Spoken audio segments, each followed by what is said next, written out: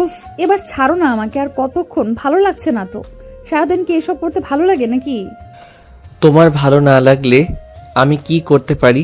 আমার তো ভালো লাগে, তাই আমি নিজের ভালো লাগাকেই সবচাইতে বেশি প্রায়োরিটি দিয়ে থাকি। বিয়ের আগে তো অনেক তালবাহানা দেখাতে, এখন তো বিয়ে হয়ে গেছে, এখন তো আর তুমি আমাকে কোনো প্রকার তালবাহানা দেখাতে পারবে না। হ্যাঁ, সেটাই তো পেয়েছো। এখন তো আমাকে আমার সমস্ত কাজকর্ম ফেলে রেখে তোমাকে সময় দিতে হয়। সামনে এক্সাম আছে, কোথায় তুমি নিজে পড়াশোনা করবে আর আমাকেও পড়াশোনা করতে দেবে? সেটা না করে তুমি সারাক্ষণ শুধু নিজের বউকে আদর করা নিয়ে ব্যস্ত থাকো। বউটা আমার বউয়ের সঙ্গে কি করব না করব সেটা তো একান্তই আমার ব্যক্তিগত ব্যাপার, তাই এই ব্যাপারে আমি কারোর কোনো মতামত গ্রহণ করব না। আমার বউকে আমি আদর করলে সেটা যদি তোমার দেখতে খারাপ লাগে, তাহলে তুমি তোমার নিজের চোখ দুইটা বন্ধ করে রাখতে পারো। তাহলে ছাড়ছো না কেন আমাকে? আমাকে ছেড়ে দাও, আমি রান্নাঘরে গিয়ে রান্না করি। রান্নার সময় হয়ে গেছে, তবুও তুমি আমাকে এখান থেকে যেতে দিচ্ছ না। তুমি চলে যাও, আমি তো তোমাকে ধরে রাখিনি, শুধু আমার রাঙাপড়ি বউটাকে জড়িয়ে ধরে শুয়ে আছি। আমার এত সুন্দর বউটাকে দিয়ে আমি রান্না করাবো? কখনোই না। বাড়িতে অনেকগুলো কাজের লোক আছে, তারা রান্না বান্না আর সব কাজ করে নেবে। আমার বউ শুধু সারাদিন আমাকে সময় দেবে। এই বলে নীল নেহাকে টান দিয়ে আবার নিজের কাছে টেনে নেয় আর আদর করতে থাকে। তখনই ড্রয়িং রুম থেকে নীলের বাবা নেহাকে ডাকতে থাকে। বৌমা, আমার না তোমার হাতে চা খেতে খুব ইচ্ছে করছে, আমাকে 1 কাপ চা বানিয়ে দেবে? হ্যাঁ বাবা, আপনি 2 মিনিট অপেক্ষা করুন, আমি এক্ষুনি আসছি। এখন আমাকে ছেড়ে দাও, তা না হলে কিন্তু খুব খারাপ হবে বলে দিলাম। বাবা, তাই এইভাবে বসে আছেন আমার হাতে চা খাবেন বলে?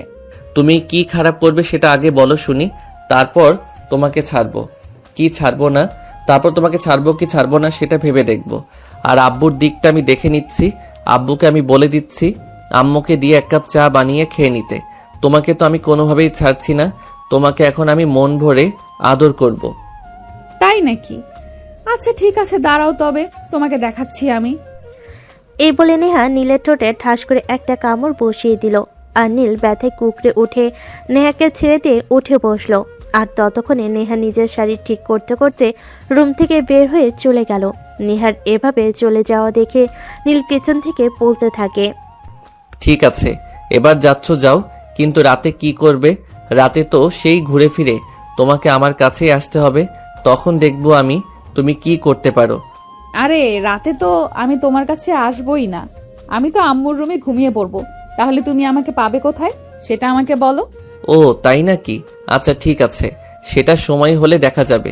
তুমি কিভাবে আজ আম্মুর রুমে ঘুমাতে পারো সেটা আমিও দেখে নিব। নেহা তখন নীলকে আর কোনো কথা বলার সুযোগ না দিয়ে সেখান থেকে চলে গেল সোজা রান্নাঘরে। রান্নাবান্না শেষ হলে সবে একসঙ্গে মিলে রাতের খাবার খেয়ে নিল, তারপর যে যার রুমে চলে গেল। অপরদিকে নেহা রান্না করে সমস্ত জিনিসপত্র গুছিয়ে রেখে তারপর তার শাশুড়ি মায়ের রুমে চলে গেল। সেটা দেখে তার শাশুড়ি মা তাকে জিজ্ঞেস করলো, কি ব্যাপার নেহা, কোনো সমস্যা হয়েছে নাকি? তুমি হঠাৎ আমার রুমে কেন?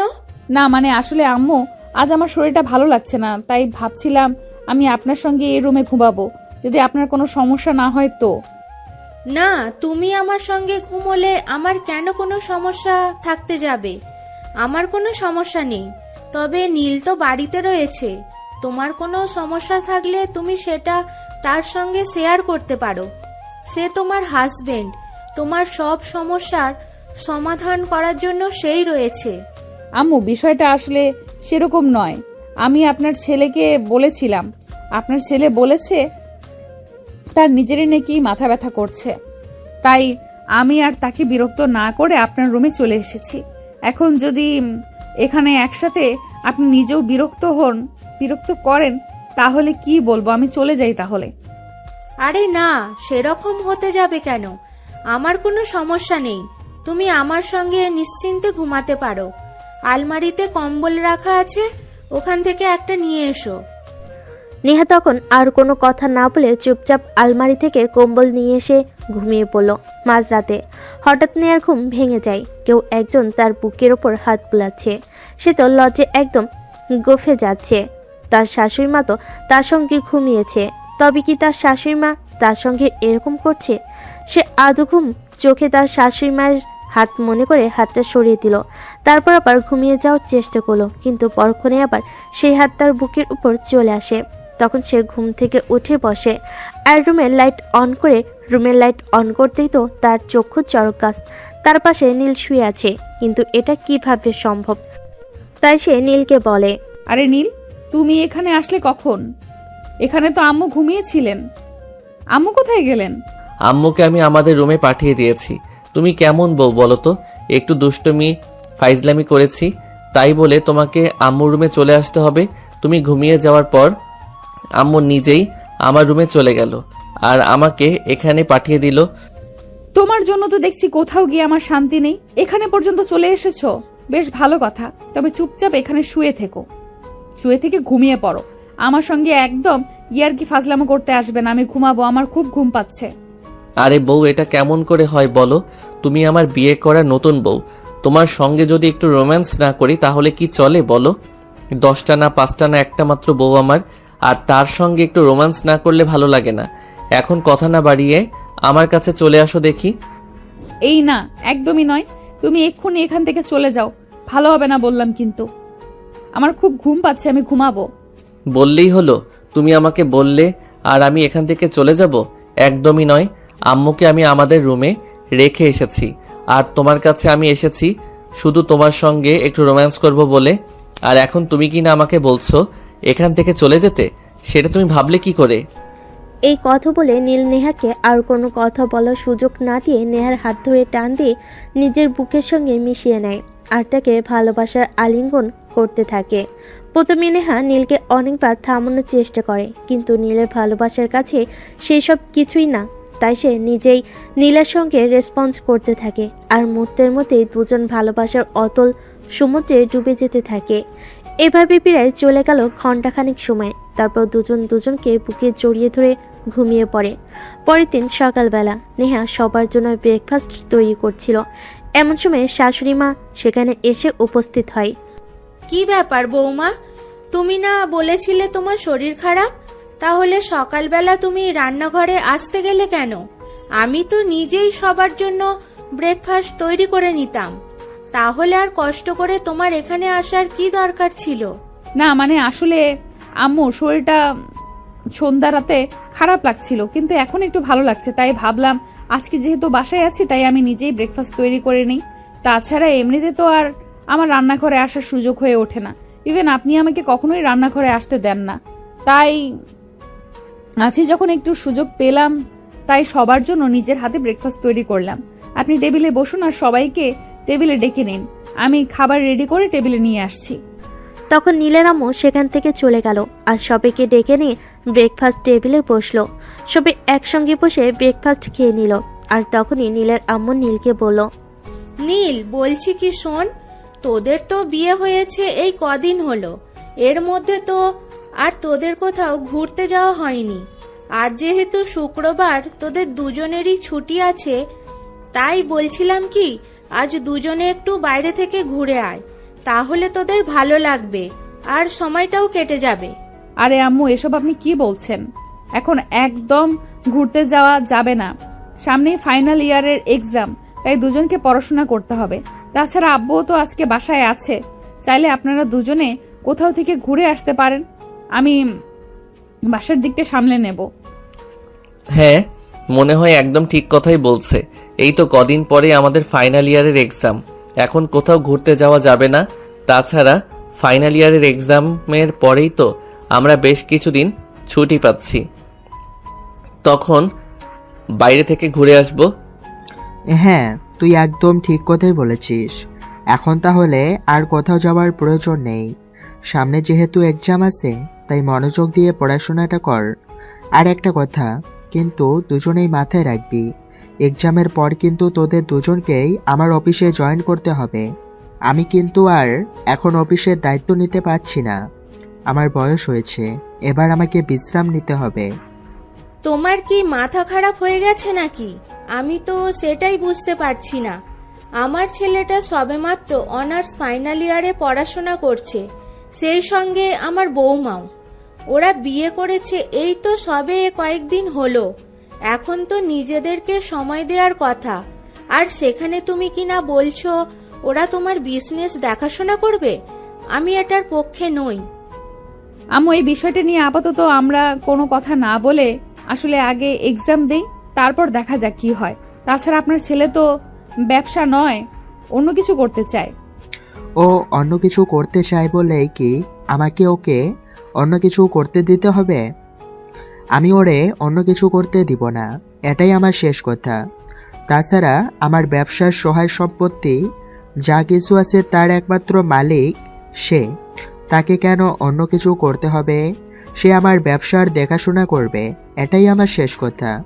আমি কিন্তু এরপর আর কোনো কথাই শুনতে চাই না, আর আমাকে যেন এই বিষয়ে অন্য কোনো কথা শুনতে না হয়।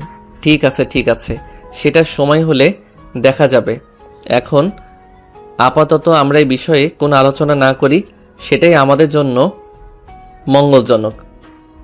আর নেহা, তুমি খেয়ে একেবারে রুমে এসো, তোমার সঙ্গে আমার একটু দরকারি কথা আছে। তখন কেউই আর কোনো কথা না বলে চুপচাপ সকালের নাস্তা শেষ করে নিজেদের রুমে চলে গেল। এদিকে নেহা টেবিলের জিনিসপত্র সব গুছিয়ে রেখেও রুমে চলে গেল। কি ব্যাপার, কি হয়েছে? তুমি সবার সামনে এইভাবেই আমাকে রুমে ডাকলে কেন? ওরে বাপরে, তুমি আমার বিয়ে করা বউ, আমি যে কোনো সময় তোমাকে আমার রুমে ডাকতে পারি, এতে আবার এত অবাক হবার কি আছে? আচ্ছা বাবা, ঠিক আছে, ভুল হয়ে গেছে আমার। এখন তুমি আমাকে এইটা বলো যে তুমি কেন আমাকে এত তাড়াতাড়ি রুমে আসতে বলেছো? আজ শুক্রবার, ভাবছি ব্রেকফাস্ট যেহেতু আমি করেছি, তাই দুপুরের খাবারটাও সবার জন্য আমি নিজের হাতে তৈরি করব। তাই নাকি? আচ্ছা, তাহলে তুমি আমার জন্য একটু গরুর মাংসের চুই ঝাল রান্না করবে। তোমার হাতের গরুর মাংসের চুই ঝালের কিন্তু হেভি টেস্ট। আচ্ছা ঠিক আছে, কোনো সমস্যা নেই, সে না হয় আমি করে দেব, কিন্তু তুমি আমাকে ডেকেছো কেন সেটা তো আগে বলো, আমি শুনি। নীল তখন নেহাকে নিজের পাশে বসালো আর তারপর আস্তে আস্তে নেহাকে বলে, নেহা, আমি তোমাকে একটা কথা বলতে চাই। দেখো, আমরা দুজনেই তো ভালোবেসে বিয়ে করেছি, আর আমাদের দুই ফ্যামিলি মেনেও নিয়েছে। এখন তো আর আমাদের কোনো সমস্যা নাই। তবে আমার না একটা ইচ্ছে আছে, তুমি কি আমার ইচ্ছেটা পূরণ করবে? তুমি আমার স্বামী, আর তোমার কোনো ইচ্ছা হবে সেটা আমি পূরণ করার চেষ্টা করব না, এমনটা হতে পারে না। কি বলো না তোমার ইচ্ছে? নেহা, আমার না বাবা ডাক শোনার অনেক ইচ্ছে। তুমি কি আমার এই ইচ্ছেটা পূরণ করবে? দেখো, আমি বলি কি, আমাদের তো ফাইনাল ইয়ারের এক্সামের আর মাত্র 1.5 মাস বাকি আছে। আমরা এখন থেকে ট্রাই করতে থাকি, তারপর এক্সাম শেষ হলে আমরা হানিমুনে যাব, আর সেখান থেকে এসেই বাবার বিজনেসে জয়েন করব। এদিকে দেখতে দেখতে আমাদের সংসারে ছোট্ট একটা পুচকু এসে পড়বে, আমাদের সংসারটা একদম পরিপূর্ণ হয়ে যাবে।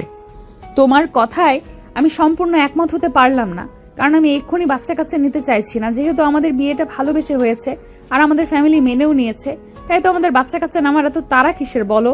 আমরা আমাদের দুজনকে একটু সময় দেই। দেখো, সময়টা পেরিয়ে গেলে সেটা তো আর কখনো ফিরে আসবে না। হ্যাঁ, সেটা তো আমিও খুব ভালো করেই জানি। এখন সময় আমাদের দুজনের নিজেদেরকে সময় দেওয়া। এই সময়টা আমাদের লাইফে আর কখনোই ফিরে আসবে না, সেই ব্যাপারে আমি সম্পূর্ণ একমত। কিন্তু তার বড় আমার না বাবা ডাক শুনতে খুব ইচ্ছে করে। ওরে বাবারে, আমার বাবুটা বলে কি? এই তো নিজেই এখনো নিজের খাবারটা নিজের হাতে খেতে পারো না, সেটা অন্যকে খাইয়ে দিতে হয়, আর এক্ষুনি বাবা ডাক শুনতে ইচ্ছে করে। বাবু হলে তো বাবুর ডাইপার চেঞ্জ করতে হবে, তখন কি করবে তুমি? ওইসব কাজ আমাকে দিয়ে হবে না, সেটা তো তুমি ভালো করেই জানো, কারণ আমি নিজের কাপড় চোপড়গুলো ওয়াশ করতে পারি না, আর সেখানে বাবুর ডায়াপার চেঞ্জ করা এটা তো আমার পক্ষে একদমই অসম্ভব। আচ্ছা যাই হোক, বাদ দাও, এসব প্রসঙ্গ নিয়ে আমরা পরে আলোচনা করব। এখন তোমাকে আমি কেন ডেকে এনেছি জানো? হ্যাঁ, আমি তো সেই আধ ঘন্টা ধরে তোমাকে একটাই প্রশ্ন করছি, তুমি এখন আমাকে কেন রুমে ডেকে এনেছো?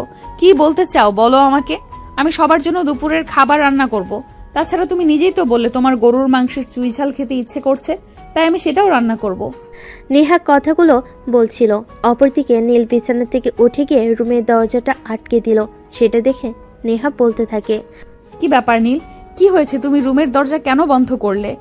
এই দিনে দুপুরে তোমার আবার কোন ভীমরতি ধরেছে সেটা আমাকে বলো শুনি। আমাকে আবার ভীমরতি ধরতে যাবে কেন?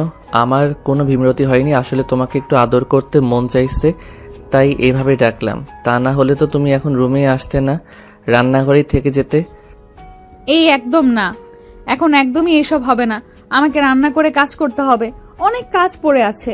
তুমি এখন চুপচাপ রুমে বসে থাকো, আর না হলে পড়াশোনা করো। আমাকে একদমই বিরক্ত করবে না। এখন তুমি যাই কিছু বলো না কেন, আমি তোমাকে মোটেও সময় দেব না। এই কথা বলে নেহার রুম থেকে বের হয়ে চলে যেতে চাইছিল, কিন্তু নীলের হাত থেকে নিজেকে ছাড়িয়ে চলে যাওয়াটাও এতটা সহজ নয়। নীল পিছন থেকে নেহার হাত ধরে ফেলে আর একটানে নিজের কাছে নিয়ে যায়, আর ঠোঁট দুটো নিজের দখলে নিয়ে নেয় আর ইচ্ছে মতো কিস করতে থাকে। নীল নেহার দুই ঠোঁটে এমনভাবে কিস করছিল, নেহার জন্য একদম নিঃশ্বাস বন্ধ হয়ে আসছিল।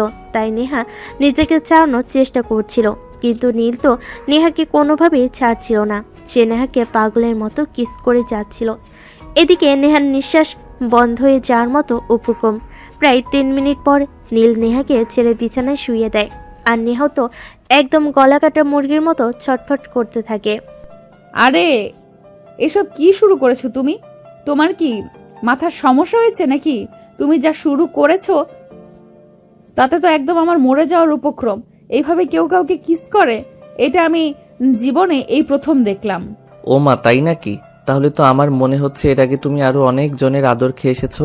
কিভাবে বউকে আদর করতে হয় সেটা তুমি খুব ভালো করেই জানো, তাই নাকি? কি বললে তুমি? আমি অনেকজনের আদর খেয়ে এসেছি? সেই স্কুল লাইফ থেকে তোমার সঙ্গে প্রেম করে আসছি, আর এখন কিনা তুমি আমাকে এসব কথা বলছো? এই কথাগুলো আমি জীবনে কোনোদিন তোমার কাছ থেকে আশা করিনি। যাই হোক, বলেছো, ভালো করেছো। আমি যখন অনেকজনের সঙ্গে রোম্যান্স করে এসেছি, তাহলে আর তোমার সঙ্গে কেন বিছানায় যাব? আজ থেকে তোমার সঙ্গে আমার কোনো সম্পর্ক নেই। আমি তোমাকে কিছুদিনের মধ্যেই মুক্তি দিয়ে সারা জীবনের জন্য, আর আগামীকাল সকালে আমি এই বাসা ছেড়ে বের হচ্ছি, আর কখনোই এই বাড়িতে ফিরবো না। এই কথা বলে নেহা নীলকে ধাক্কা দিয়ে নিজের উপর থেকে সরিয়ে দিয়ে নিজের শাড়ি ঠিক করে রান্নাঘরে চলে যায়, আর তারপর সবার জন্য দুপুরের খাবার তৈরি করে। এদিকে সবাই যখন একসঙ্গে ডাইনিং টেবিলে দুপুরের খাবার খাওয়ার জন্য বসে, তখন নেহা সবাইকে খাবার দেয়, কিন্তু নীলের পাতে কোনো খাবার দেয় না। এটা দেখে তার শাশুড়ি মা তাকে প্রশ্ন করে, কি ব্যাপার বৌমা, কি হয়েছে? আমি তো কিছুই বুঝতে পারছি না। তুমি আমাদের সবাইকে খাবার দিয়েছো আর নিজের প্লেটেও খাবার নিয়েছো, কিন্তু নীলকে তুমি কোনো খাবার দিচ্ছ না কেন? আমি আপনার ছেলেকে কোনো খাবার দিতে পারবো না, আর কেন দিতে পারবো না সেটা আপনার ছেলে খুব ভালো করেই জানে, তাই আমি সেটা এখানে প্রকাশ করতে চাইছি না। কি হয়েছে? তুই আবার বৌমাকে কি বললি, যার কারণে বৌমা এভাবে রেগে গিয়েছে আর তোকে খাবার পর্যন্ত দিচ্ছে না? কি হয়েছে বল আমাকে। না আম্মু, সেরকম কিছুই হয়নি। আসলে একটু রাগ অভিমান হয়েছে, কোনো ব্যাপার না।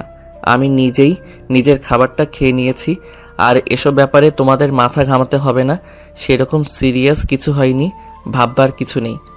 এই বলে নীল নিজের খাবারটা খেয়ে নিজের রুমে চলে গেল। এদিকে নেহা 3:30 একবারও রুমে আসলো না।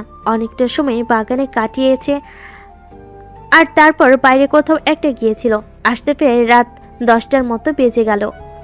এটা দেখে শাশুড়ি মায়ের মনে একটু সন্দেহ হয়, তাই তিনি নেহাকে জিজ্ঞাসা করেন, কি ব্যাপার বৌমা, তোমাদের মধ্যে কি হয়েছে?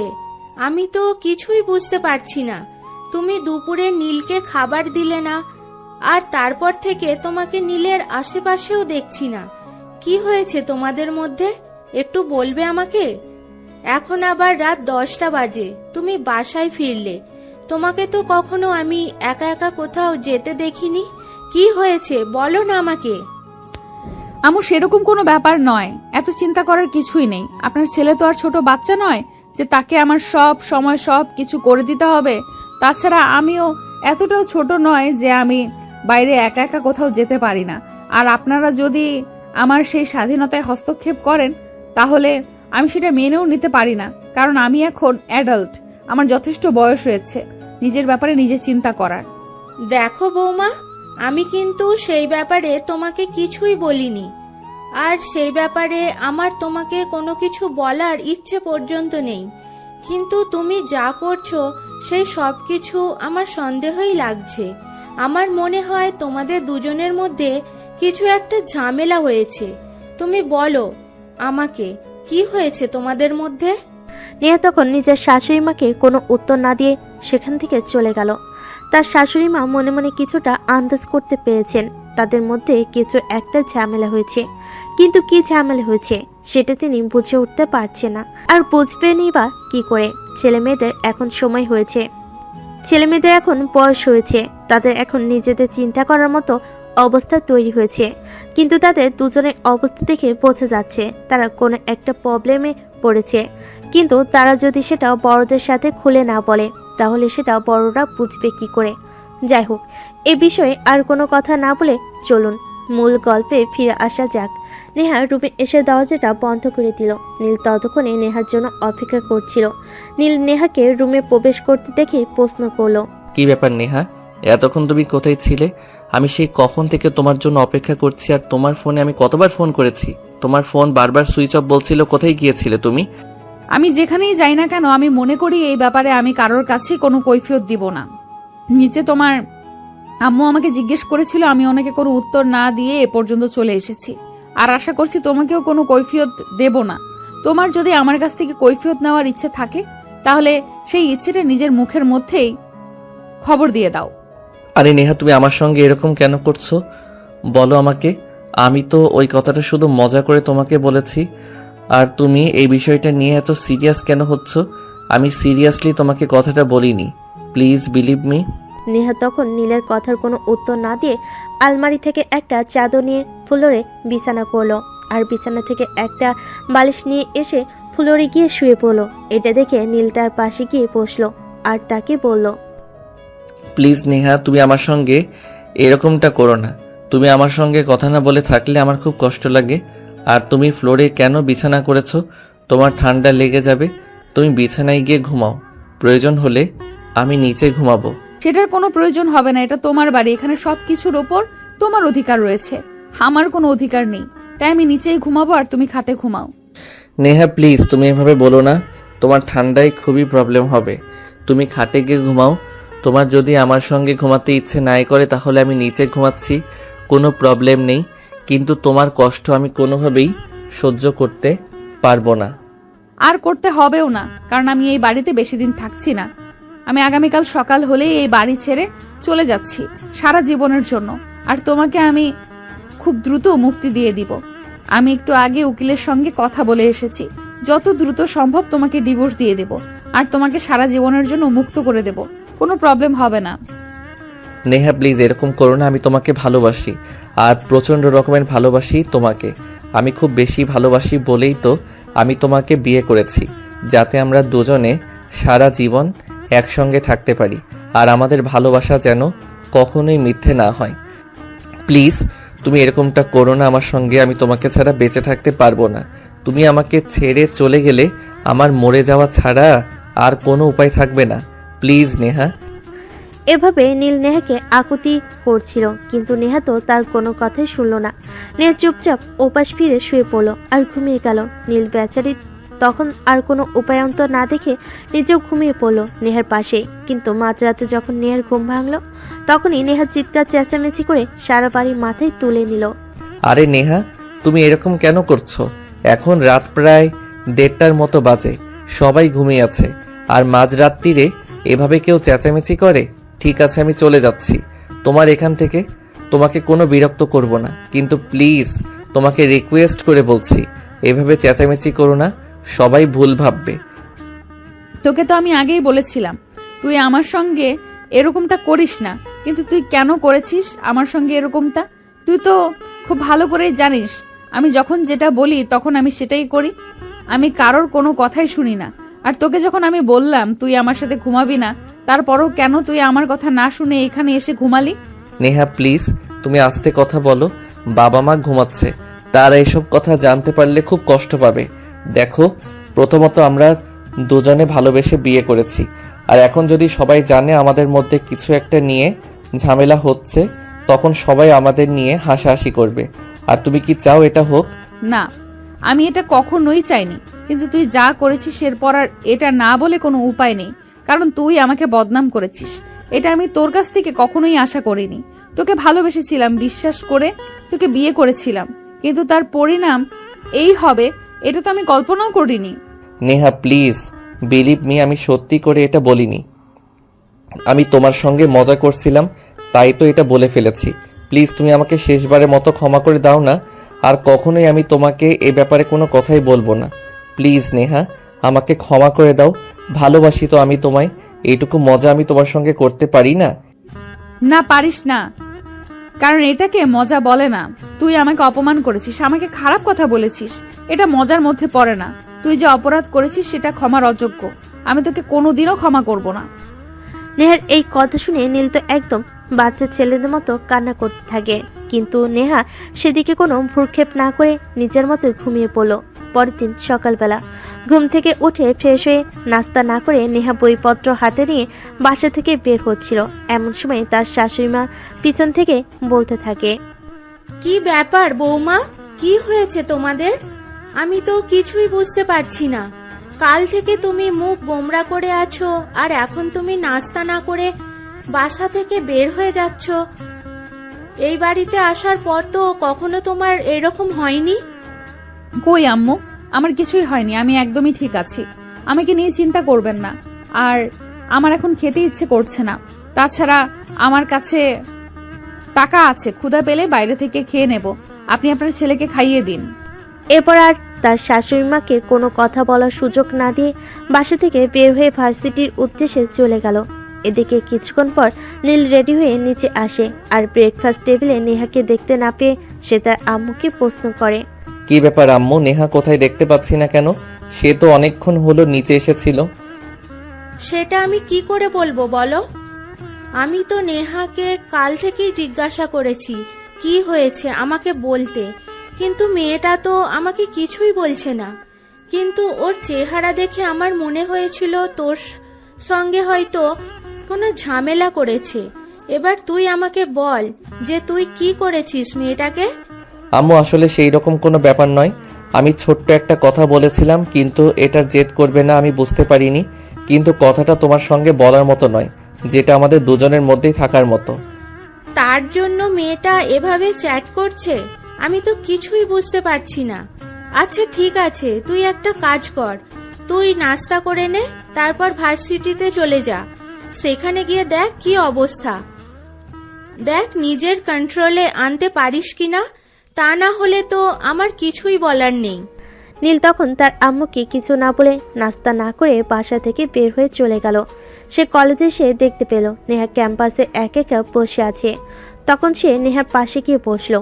নেহা তাকে দেখতে পেয়ে প্রচন্ড পরিমাণে খেপে গেল আর বলতে থাকলো, তুমি এখানে কেন এসেছো? এখনই এখান থেকে চলে যাও। আমি তোমার ছায়াটা পর্যন্ত দেখতে চাই না। তোমাকে আমি বলেছি যত তাড়াতাড়ি সম্ভব তোমাকে আমি মুক্তি দিয়ে দিব। আমার পেছন পেছন ঘুরঘুর করতে হবে না। নেহা, তুমি যা করছো তা কিন্তু এখন একদম বেশি বাড়াবাড়ি হয়ে যাচ্ছে। তুমি আমার বউ, আর আমি মজা করে তোমাকে এইটুকু কথা বলতে পারি না?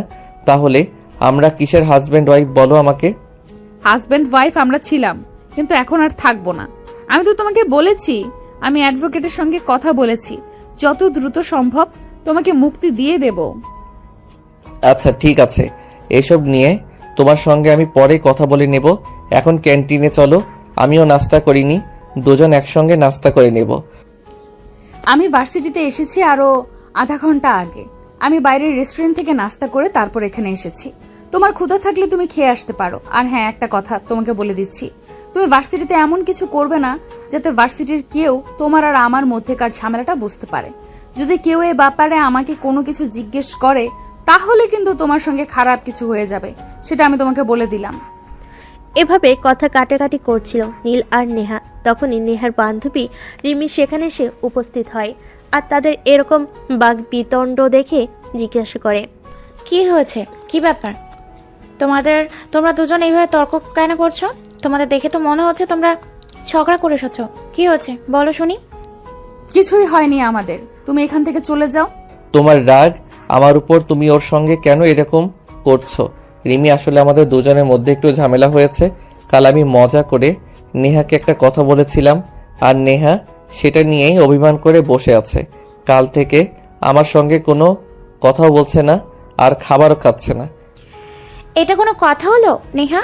আমি কিন্তু তোদের কাছ থেকে এরকম কিছু আশা করিনি। কোনোদিনও তোরা দুজন দুজনকে ভালোবেসে বিয়ে করেছিস।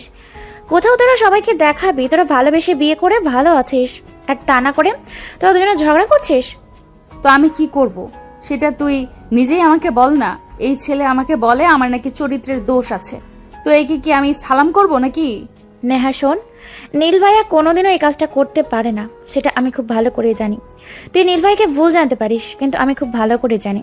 শোন, তোরা দুজনের মধ্যে যেটা হয়েছে সেটা মিটিয়ে নে, তাহলে সব চাইতে বেশি ভালো হবে। তোরা যদি এখন এই বিষয় নিয়ে ঝামেলা করিস আর তোদের মা বাবা এটা জানতে পারে, তাহলে তারা খুবই কষ্ট পাবেন। আর আমি এবং আমরা সবাই চাইবো তোদের মধ্যে কোনো ঝামেলা না হোক। তোরা ভালোবেসে বিয়ে করেছিস, আর ভালোবাসাই ভালো থাক। এক্স্যাক্টলি, এই কথাটাই আমি সেই কখন থেকে নেহাকে বোঝানোর চেষ্টা করছি, কিন্তু নেহা আমার এই কথাটা একদম শুনতে চাইছে না আর মানতেও চাইছে না। কিন্তু এখন আমি কি করব রিমি, তুই সেটাই আমাকে বলো না। আমি মুখ ফসকে না হয় একটা কথা বলে ফেলেছি, আর তার জন্য সরিও বলেছি, কিন্তু নেহা আমার সঙ্গে কোনো কথাই বলছে না। এভাবে কি হয় বলো? নেহা তখন তাদের কথার কোনো উত্তর না দিয়েই সেখান থেকে উঠে চলে গেল ক্লাসরুমে। এদিকে নেহার এভাবে চলে যাওয়া দেখে রিমি বলে, ভাইয়া, আমার মনে হয় আপনার বলার কথাতে নেহা একটু বেশি কষ্ট পেয়ে ফেলেছে। আপনি একটা কাজ করুন, এখন তার সঙ্গে কোনো কথা বলার প্রয়োজন নেই, তাকে তার মতো থাকতে দিন, দেখুন সে কি করে, তারপর না হয় অবস্থা বুঝে ব্যবস্থা নেওয়া যাবে। আচ্ছা ঠিক আছে, এখন চলো, ক্লাসের সময় হয়ে গেছে, ক্লাসে যাওয়া যাক। অতঃপর সবাই ক্লাসরুমে চলে যায়। আর এইদিকে সেদিন ভার্সিটি ছুটি হলে নেহা ভার্সিটি থেকে বের হয়ে একটা রিক্সা নিয়ে সোজা তার বাবার বাসায় চলে গেল। নীল ভার্সিটি থেকে বের হয়ে নেহাকে অনেকক্ষণ খোঁজাখুঁজি করলো, কিন্তু কোথাও খুঁজে পেল না।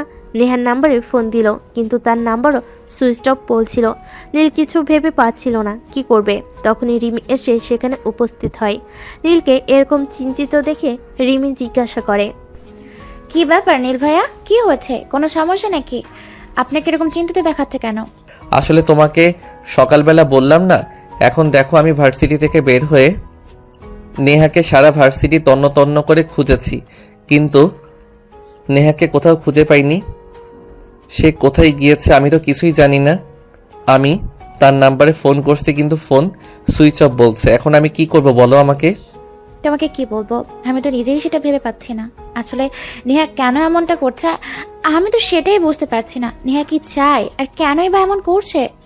এসব চিন্তা বাদ দাও, এখন তুমি আমাকে আগে এইটা বলো, নেহাকে কোথায় খুঁজে পাওয়া যাবে? এখন যদি আমি বাসায় একা একা যাই তাহলে আব্বু খুব বকাবকি করবে, এমনকি আমাকে বাসার ভিতর ঢুকতে দিবে কিনা সেই ব্যাপারেও আমার যথেষ্ট সন্দেহ রয়েছে। অন্য কোথাও তো যাওয়ার মতো জায়গা দেখছি না। আমার মনে হয় নেহা তার বাবা মায়ের বাসায় গিয়েছে। চলো আমিও তোমার সঙ্গে যাব, গিয়ে দেখি কি করা যায়। হ্যাঁ, এটা তুমি একদম ঠিক কথাই বলেছো নেহা, মনে হয় তার বাবার বাসায় গিয়েছে। চলো তুমি আর আমি দুজনেই ওখানে যাই, গিয়ে দেখি তারপর কি হয়। এই কথা বলে নীল আর রিমি দুজনে নেহাদের বাসার উদ্দেশ্যে রওনা হয়। অপরদিকে নেহা বাসে এসে পৌঁছাতেই তার মা বাসার দরজা খুলে আর তাকে দেখে অবাক হয়ে জিজ্ঞাসা করে, কি ব্যাপার নেহা, কি হয়েছে? তুই হঠাৎ একা একা আমাদের বাসায় চলে আসলি, জামাই কোথায়? জামাইকে দেখছি না কেন? আমি বুঝতে পারছি না এটা আমার নিজের বাড়ি নাকি অন্য কিছু। এখানে আসতে হলেও আমার সঙ্গে কাউকে নিয়ে আসতে হবে? তুই এভাবে কেন কথা বলছিস? আমি তো সেটাই বুঝতে পারছি না। আমি তো শুধু তোর কাছে জিজ্ঞাসা করেছি জামাই কোথায়। জামাই তোর সঙ্গে আসেনি? না, আসেনি। ইনফ্যাক্ট আমি তাকে বলিনি যে আমি এখানে আসব। আমি ওর সঙ্গে ঝগড়া করেছি আর এখানে চলে এসেছি। আর আমি ওই বাড়িতে ফিরবো না, আমি এখানেই থাকবো। এসব তুই কি বলছিস? তোর কি মাথা খারাপ হয়ে গেছে নাকি? আমি তো সেটাই বুঝতে পারছি না যে তুই এমন পাগলের মতো প্রলেপ করছিস। আচ্ছা ঠিক আছে, তুই রুমে গিয়ে বিশ্রাম কর, আমি তোর জন্য খাবার পাঠিয়ে দিচ্ছি। নিজের মাথাটাকে ঠান্ডা কর, তারপর কি হয় সেটা দেখা যাবে। তখন নেহা তার মায়ের কথার কোনো উত্তর না দিয়ে সোজা নিজের রুমে চলে গেল আর দরজা বন্ধ করে বিছানায় শুয়ে পড়ল। অপরদিকে নীল আর রিমি ততক্ষণে সেখানে এসে পৌঁছে গেছে। নীল দরজার বাইরে দাঁড়িয়ে কলিং বেল টিপছিল। এমন সময় নেহার আম্মু এসে দরজা খুলল। আসসালামু আলাইকুম আম্মু, কেমন আছেন? ওয়ালাইকুম আসসালাম বাবা। এই তো আল্লাহর রহমতে ভালোই আছি, তুমি কেমন আছো? আর তোমার বাবা মা কেমন আছে? আলহামদুলিল্লাহ আম্মু, আল্লাহর রহমতে আমরা সবাই ভালো আছি। আম্মু, একটা দরকারে এখানে এসেছি, নেহা কি এখানে এসেছে? হ্যাঁ, এই তো একটু আগে এসেছে, নিজের রুমে গিয়ে দরজা বন্ধ করে দিয়েছে। ব্যাপারটা কি হয়েছে সেটা আমাকে বলো তো, শুনি। আমি ওকে জিজ্ঞাসা করেছিলাম, কিছুই বললো না, আমাকে মেজাজ দেখিয়ে এখান থেকে চলে গেল। আসলে আন্টি, ওদের দুজনের মধ্যে না ছোট্ট একটা কথা নিয়ে একটু ঝামেলা হয়েছে। কিন্তু আমি মনে করি স্বামী স্ত্রীর মধ্যে এরকম টুকিটাকি হয়, কিন্তু তাই বলে নেহা এখন যেটা করছে সেটা কিন্তু একদমই বেশি হয়ে যাচ্ছে। নীল থেকে সরি বলেছে, তার কাছে ক্ষমা চেয়েছে, এরপর সে কেন এমন করছে? সেটা আমি কি করে বলবো বলো? আমি তো তাকে অনেকবার জিজ্ঞাসা করেছি, কিন্তু আমি তো এটাই জানতে পারলাম না তার কাছ থেকে যে আসলে কি হয়েছে। যাই হোক, তোমরা এসেছো, ভালোই হয়েছে। ভিতরে এসে বসো, আমি তোমাদের জন্য কিছু খাবারের ব্যবস্থা করি, তারপর নেহার সঙ্গে কথা বলার চেষ্টা করি। নীল রিমি দুজনেই ডাইনিং রুমে এসে বসলো। নেহার আম্মু তাদের দুজনের জন্য দুপুরের খাবারের আয়োজন করে এবং তাদের খেতে দেয়। খাওয়া দাওয়া শেষ হলে নীল তার শাশুড়ি আম্মুকে বলে, আম্মু প্লিজ, আপনি একবার নেহার সঙ্গে কথা বলুন না, আর ওকে আমার সঙ্গে যেতে বলুন। আমি ওকে ছাড়া থাকতে পারবো না। সবাই তো খুব ভালো করেই জানেন আমি ওরে কতটা ভালোবাসি। ফাইজলামা করে আমি একটা কথা বলেছি, তার পরিণাম এমন হবে সেটা তো আমি কখনোই চিন্তা করিনি। আচ্ছা বাবা, ঠিক আছে, কোনো সমস্যা নেই, তুমি কোনো চিন্তা করো না, আমি দেখছি কি করা যায়। আসলে আমার মেয়েটা ছেলেবেলা থেকেই অন্যরকম। কেউ তাকে কিছু বললেই রেগে যায় আর অভিমান করে বসে থাকে। তবে চিন্তা নেই, আমরা আছি তো। আর আমরা সবাই এটা খুব ভালো করেই জানি তুমি নেহাকে কতটা ভালোবাসো। তাই তুমি বলেছো, আমি দেখছি নেহার সঙ্গে কথা বলে। অতঃপর নেহার আম্মু নীল আর রিমিকে ড্রয়িং রুমে বসিয়ে রেখে নেহার রুমের দরজার সামনে দাঁড়িয়ে নেহাকে ডাকতে থাকে। এই নেহা, নেহা, কি হয়েছে তোর? তুই সেই তখন থেকে রুমের দরজা বন্ধ করে আছিস কেন? রুমের দরজাটা খোল, আমি একবার তোর সঙ্গে কথা বলতে চাই। কি বলবে বলো তুমি, আমি শুনছি। আরে আমি তোকে রুমের দরজা খুলতে বলেছি, আর তুই কি না আমাকে বলছিস রুমের বাইরে দাঁড়িয়ে থেকে কথা বলতে? তাড়াতাড়ি দরজা খোল, আমি তোর সঙ্গে কথা বলবো। তখন নেহা বিছানা থেকে নেমে রুমের দরজাটা খুলে দেয় আর রুমের দরজার সামনে দাঁড়িয়ে থেকে আবার তার আম্মুকে জিজ্ঞাসা করে, হ্যাঁ, এইবার বলো তুমি আমাকে কি বলবে আর কি বলতে চাও। নেহার আম্মু তখন নেহাকে ঠেলে রুমের ভিতর প্রবেশ করতে করতে নেহাকে জিজ্ঞেস করে, তুমি তোমার শ্বশুরবাড়ি কখন ফিরছো সেটাই জানতে এলাম। আমি বুঝতে পারছি না তুমি আমার আপন মা নাকি সৎ মা, যেখানে আমি তোমাকে বললাম আমি আর ওই বাড়িতে ফিরবো না। আমি নীলের সঙ্গে ঝগড়া করে এখানে পার্মানেন্টলি চলে এসেছি, আর তারপরও তুমি আমাকে জিজ্ঞেস করছো কেন। আমি তো তোমাকে বলেছি আমি ওই বাড়ির সঙ্গে আর কোনো সম্পর্ক রাখবো না। সেটা কোনোভাবেই সম্ভব নয়। কারণটা কি সেটাও তুমি খুব ভালো করেই জানো। যখন আমরা নিষেধ করেছিলাম তখন তুমি আমাদের কোনো কথা শোনোনি।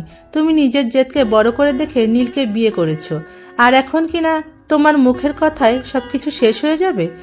এটা সম্ভব? নীল তোমাকে নিতে এসেছে, তুমি এক্ষুনি ওর সাথে তোমার শ্বশুরবাড়ি চলে যাবে। দেখো আম্মু, আমি আমার বাবার একমাত্র সন্তান। আমার বাবার পরে আমাদের সকল সম্পত্তির উপর শুধুমাত্র আমার অধিকার রয়েছে। তাই আমার এই বাড়িতে থাকার জন্য কারো পারমিশন নেওয়ার প্রয়োজন নেই। আমি এখানেই থাকবো, আমি কোথাও যাচ্ছি না। কিন্তু মা জননী, সেটা বলতে তো হবে। নীল তোমার স্বামী, আর সে তোমাকে নিতে এসেছে। এখন তো তোমাকে বাধ্য হয়েই ওর সঙ্গে চলে যেতে হবে। তাছাড়াও তোমার আব্বু যদি জানতে পারে তুমি নীলের সঙ্গে ঝগড়া করেছো আর ঝগড়া করে এখানে চলে এসেছো, তাহলে কিন্তু তোমার আব্বু এই বিষয়টা কোনোভাবেই একসেপ্ট করবে না। আম্মু প্লিজ, আমি তোমাকে রিকোয়েস্ট করে বলছি, এখন আর এই মুহূর্তে তুমি আমার রুম থেকে বের হয়ে চলে যাও। আমাকে একা থাকতে দাও, আমাকে আমার মতো থাকতে দাও। তা না হলে কিন্তু খারাপ কিছু হয়ে যাবে বলে দিলাম। কেন তুমি খারাপ কিছু করতে যাবে বলো? আমি তোমার সঙ্গে কি এমন করেছি যার জন্য তুমি আমার সঙ্গে এরকম করছো? ছোট্ট একটা কথা বলছি, সেটা তো সচরাচর হাজবেন্ড ওয়াইফের মধ্যে হয়েই থাকে, তাই বলে তুমি এইভাবে অভিমান করে থাকবে?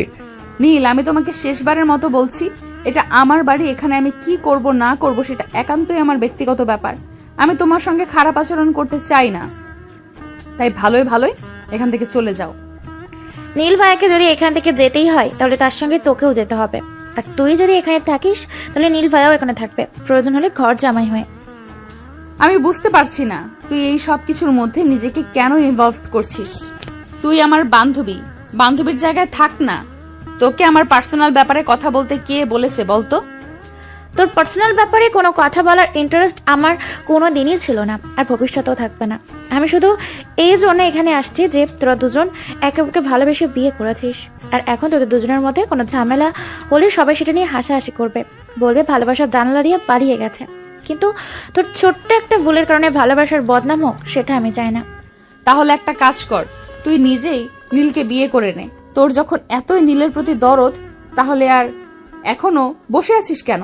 আমি তো বলেছি আমি ডিভোর্স দিয়ে দেব, যা নিশ্চিন্তে বিয়ে করে ফেল। কথাটা শেষ হওয়ার আগে নেহার আম্মু নেহার গালে ঠাস করে একটা চর বসিয়ে দিল আর বলতে লাগলো, হায় আল্লাহ, আমি ভাবতেই পারছি না আমার মেয়েটা এত বেয়াদব হবে। রিমি, নেহার পক্ষ থেকে আমি তোমাকে সরি বলছি। তুমি প্লিজ ড্রয়িং রুমে গিয়ে বসো। আমি দেখছি নেহাকে। সে এত বড় সাহস কোথা থেকে পেল? আমার সামনে তোমাকে এভাবে অপমান করছে। হ্যাঁ করেছি, বেশ করেছি।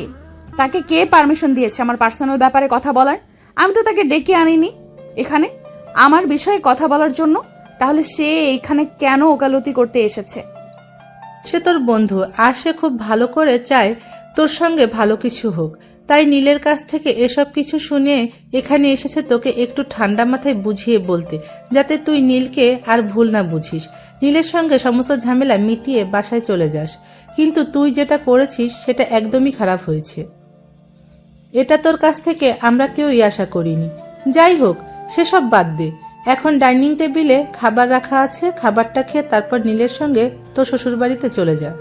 এই কথা বলে নেহার আম্মু সেখান থেকে বের হয়ে ড্রয়িং রুমে এসে নীলের পাশে বসলো। তখনই হঠাৎ ল্যান্ডলাইনে একটা ফোন আসলো। নেহার আম্মু সেই ফোনটা রিসিভ করতেই অপর প্রান্ত থেকে শুনতে পেল, আসসালামু আলাইকুম বিয়ান সাহেবা, কেমন আছেন আপনি? ওয়ালাইকুম আসসালাম। আলহামদুলিল্লাহ, আল্লাহর রহমতে ভালোই আছি। আপনাদের কি অবস্থা? আপনারা কেমন আছেন? এই তো আল্লাহ পাকের অশেষ রহমতে ভালোই আছি। নীল আর নেহা কি আপনাদের বাসায় গিয়েছে? না মানে ভার্সিটি ছুটি হওয়ার টাইম তো অনেকক্ষণ আগেই পার হয়ে গিয়েছে, কিন্তু তারা দুজনে কেউই বাসায় আসেনি, তাই ফোন করা। হ্যাঁ, তারা দুজনে এখানেই আছে। আর আপনি কোনো চিন্তা করবেন না, তারা কিছুক্ষণের মধ্যেই বাসায় পৌঁছে যাবে। আচ্ছা, এবার ঠিক আছে। একটা কাজ করবেন, আপনি একবার বেআই সাহেবকে নিয়ে আমাদের বাসা থেকে ঘুরে যাবেন, দাওয়াত রইল কিন্তু। অতঃপর দুজনে কথা বলা শেষ করে ফোনটা কেটে দিল। এদিকে নেহার আম্মু, নীল আর রিমি তিনজনে ড্রয়িং রুমে বসে গল্প করছে। ততক্ষণে নেহা ডাইনিং টেবিলে খাবার খেতে আসে। তখনই নেহার আম্মু তাকে বলতে থাকে, তাড়াতাড়ি খাবারটা খেয়ে নাও। আমি তোমার শাশুড়ি মায়ের সঙ্গে কথা বলেছি, তিনি ফোন দিয়েছিলেন, তিনি তোমার খোঁজ করছিলেন। এখনই খাওয়া শেষ করে নীলের সঙ্গে বাসায় যাও। বুঝতে পেরেছি, নিজের পছন্দ মতো বিয়ে করে এখন নিজের বাবা মায়ের কাছেও পর হয়ে গেছি। নিজের বাবা মাও আমার রাগ অভিমান বুঝলো না, তারাও আমাকে জোর করে শ্বশুরবাড়ি পাঠিয়ে দিচ্ছে। আচ্ছা ঠিক আছে, কোনো সমস্যা নেই, আর আসবো না তোমাদের বাড়িতে। তুমি না আসলেও আমি তোমাকে জোর করে এখানে নিয়ে আসবো। হাজার হোক এটা তোমার বাবার বাড়ি, কিন্তু তুমি যেটা করছো সেটা একদমই ঠিক নয়। কারণ আমি যেটা করেছি সেটা ভুল যদি নাও হয়ে থাকে, তারপর আমি তোমার কাছে অনেকবার সরি বলেছি। তোমার উচিত ছিল বিষয়টা আমাদের দুজনের মধ্যে সীমাবদ্ধ রাখা আর ঝামেলাটা মিটিয়ে নেওয়া। এই তুমি একদম কথা বলবে না আমার সঙ্গে। আমি আমার আম্মুর কথা মতো তোমাদের বাড়িতে যাচ্ছি, তাই বলে এটা নয় যে আমি তোমার সমস্ত অপরাধ ক্ষমা করে দিয়েছি, একদমই না। কিন্তু নিজে নিজে যদি নিজের কপালে গরু মারতে চাস তাহলে তো বাইরের মানুষের কিছুই করতে পারবে না। যাই হোক, আমি তোকে এই ব্যাপারে কিছুই বলবো না, কারণ আমি কিছু বললেও তো তোর সেটা ভালো লাগবে না। উল্টো তুই আমাকে আরো 3টা কথা শুনিয়ে দিবি, তাই বলার প্রয়োজন মনে করছে না। তোর যেটা ভালো মনে হয় তুই সেটাই কর। এভাবে কথা বলতে বলতেই নেহার খাওয়া শেষ হয়ে গেল। তারপর তার মা তাকে বুঝিয়ে সুঝিয়ে তার শ্বশুর বাড়িতে পাঠিয়ে দিল। এদিকে শ্বশুর বাড়ি আসতে না আসতেই তার শাশুড়ি মা তাকে বলতে লাগলো, কি ব্যাপার বৌমা, আমি তো ব্যাপারটা কিছুতেই বুঝতে পারলাম না। তুমি তো সকালবেলা নাস্তা না করেই বাসা থেকে বের হয়ে চলে গেলে, আর এখন আমাদের কাউকে কিছু না জানিয়ে তুমি তোমার বাবার বাসায় চলে গেলে। এটা তো কোনো নিয়মের মধ্যে পড়ে না। বাদ দাও না আম্মু, ও বুঝতে পারিনি তাই বলেনি। তুমি আবার এটা নিয়ে কেন কথা বলতে এসেছো? আচ্ছা বাবা, ঠিক আছে, কোনো সমস্যা নেই। তোদের যেটা ভালো মনে হয় তোরা সেটাই কর। আমি কেন তোদের ব্যাপারে এত মাথা ঘামাতে যাব? তোদের ব্যাপারে মাথা ঘামাতে আমার কোনো ইন্টারেস্ট নেই। যাই হোক, আমি যেটা বলতে এসেছিলাম, তোর আব্বু তোকে দেখা করতে বলেছে। আচ্ছা ঠিক আছে, কোনো সমস্যা নেই, আমি সময় মতো আব্বুর সঙ্গে দেখা করে নিব। কিন্তু এখন আমি খুব টায়ার্ড, আমাকে একটু বিশ্রাম নিতে হবে। আমি রুমে যাচ্ছি, রাত 10টার আগে কিন্তু কেউ আমাকে ডাকাডাকি করবে না। এই বলে নীল নেহাকে নিয়ে রুমে চলে গেল। নেহার রুমে প্রবেশ করা মাত্রই নীল রুমের দরজাটা বন্ধ করে দিল। সেটা দেখে নেহা নীলকে প্রশ্ন করলো, কি ব্যাপার, কি হয়েছে, কি সমস্যা তোমার? তুমি রুমের দরজা কেন বন্ধ করেছো? আমি কি তোমাকে বলেছি রুমের দরজা বন্ধ করতে? আমার ইচ্ছে হয়েছে, আমি আমার রুমের দরজা বন্ধ করেছি। তাছাড়া এটা আমার বাসা। তুমি তো বলেছো এখানে আমার যা ইচ্ছে তাই করতে পারি, কিন্তু তুমি তোমার বাবার বাড়িতে গিয়ে সেসব কিছুই করতে পারবে না। প্রমাণটা তো তুমি নিজের চোখে দেখে এসেছো। ও তাই নাকি? আচ্ছা ঠিক আছে, দেখা যাক এটা তুমি কত দিন চালাতে পারো। যাই হোক, আমি ঘুমাবো, আমার শরীরটা খুবই টায়ার্ড লাগছে। আমাকে বিরক্ত করবে না। আচ্ছা মাই ডিয়ার, ঠিক আছে, কোনো প্রবলেম নেই। আমি তোমাকে কোনো বিরক্ত করব না। তুমি নিশ্চিন্তে ঘুমাও। আমার যখন একটু আদর খেতে মন চাইবে তখন আমি আমার মতো করে একটু আদর খেয়ে নেব। একদমই না, তুমি একদমই সেটা করবে না। আমার ধারে কাছে আসার তুমি চেষ্টাও করবে না। আর যদি ভুল করেও সেটা করেছো তাহলে কিন্তু আমার চাইতে খারাপ কেউ হবে না, সেটা আমি তোমাকে বলে দিলাম। আচ্ছা ঠিক আছে, কোনো সমস্যা নেই, সেটা সময় হলে দেখা যাবে তুমি কি করতে পারো আর না পারো। এখন না তোমার টায়ার্ড লাগছে, ঘুমাবে, ঘুমিয়ে পড়ো। এই বলে নীল আর নেহা দুজনেই বিছানার দুপাশে শুয়ে ঘুমিয়ে পড়ল। তখনই নেহা তার বুকের উপর কিছু একটা অনুভব করলো। নেহা চোখ খুলে তাকিয়ে দেখলো নীল তার বুকের উপর শুয়ে আছে। সেটা দেখে নেহা নীলকে ধাক্কা দিয়ে নিজের বুকের উপর থেকে সরিয়ে দিল আর বলতে লাগলো, এই অসভ্যই তোর বদমাইশ ছেলে। তোকে আমি কতবার বলেছি তুই আমার ধারে কাছে আসার চেষ্টাও করবি না, কিন্তু তারপরেও তুই কেন আমার বুকের উপরে এসে শুয়ে আছিস? আমি তোমার বুকের উপর কখন ঘুমালাম? আমি তো আমার বউয়ের বুকের উপর ঘুমিয়েছিলাম।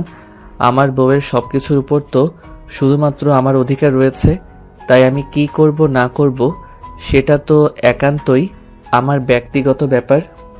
তোর ব্যক্তিগত ব্যাপারের খেতায় আগুন। তুই এক্ষুনি এখান থেকে চলে যা, প্রয়োজন হলে গেস্ট রুমে গিয়ে ঘুমা, সে ব্যাপারে আমার বিন্দু মাত্র মাথা ব্যথা নেই। কিন্তু তুই আমার সঙ্গে ঘুমাবি না, তোর লুচ্চামি চরিত্র আছে। বারে বাহ, বউকে আদর করার জন্য যদি কেউ লজ্জিত হয় তাহলে আমি তাই হলাম, তাতে আমার কোনো আপত্তি নেই। কিন্তু আমি আমার বউকে ছাড়া কোনোভাবেই ঘুমাবো না। বউকে জড়িয়ে না ধরলে তো আমার ঘুম আসে না। দেখ, এবার কিন্তু একদম বেশি বেশি হয়ে যাচ্ছে। আমায় রাগাবি না, তাহলে কিন্তু এর পরিণাম খুবই খারাপ হবে। আমি আমার বাবার বাড়ি থেকে চলে এসেছি বলে তুই আমাকে দুর্বল মনে করবি না। আরে না, তুমি দুর্বল হলে আমার চলবে কি করে? আমার তো একজন পাওয়ারফুল লাইফ পার্টনার চাইছে কিনা আমাকে শারীরিক আর মানসিক দুভাবেই ভালো রাখতে পারবে, আর সেটার জন্য তুমি একদম পারফেক্ট। তোমার পরে আর হয়তো পৃথিবীতে এমন কোনো মেয়ে সৃষ্টি হয়নি যে আমাকে শারীরিক আর মানসিক দুটোতে তৃপ্তি দিতে পারবে।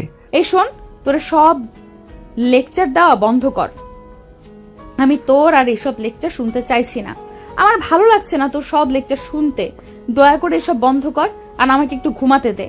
বললেই হলো, এখন তোমাকে আমার আদর করতে মন চাইছে, আমি এখন তোমাকে আদর করব।